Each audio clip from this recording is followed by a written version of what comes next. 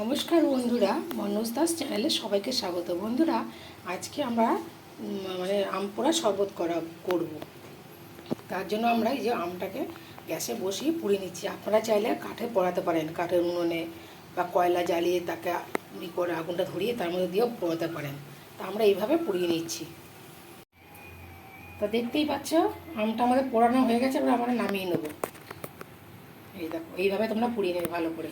নরম হয়ে গেছে আমাদের আমটা, নামিয়ে নেবো।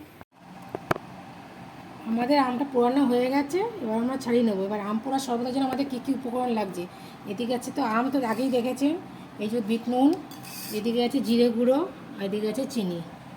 তো এবার আমরা আমটাকে ছাড়িয়ে নেবো। এই দেখো, আমরা যে আমটা পুড়িয়ে রেখেছিলাম সেটা আমরা আবার ছাড়িয়ে নিচ্ছি। দেখতেই পাচ্ছি, এইভাবে আমরা পুরো আমটা ছাড়িয়ে নেবো।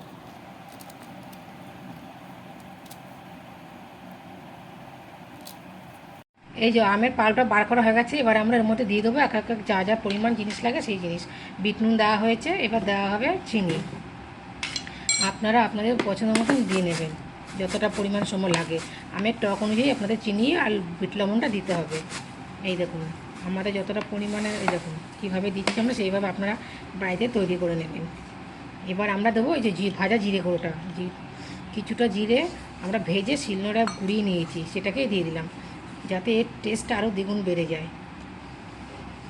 এবার এর মধ্যে আমরা ঠান্ডা জল মিশিয়ে নিচ্ছি। আপনাদের যত পরিমাণ লাগবে ততটাই ঠান্ডা দেবেন। আমরা হাফ বোতল দিয়েছি, হাফ বোতল থেকে একটু বেশি দিয়েছি ঠান্ডা জলটা। এই যে এবার মিশিয়ে নেবো। আবার এই যে গ্লাসগুলো দেখছেন, এর মধ্যে আমরা এক এক করে ঢেলে দেবো গ্লাসে। প্রতিটা গ্লাসে আমরা ঢেলে দেবো। ঢেলে দিয়ে আমরা ফ্রিজে রেখে দেবো, একটু ঠান্ডা হতে দেবো। এই যে ফাইনালি আমাদের আমের শরবত রেডি।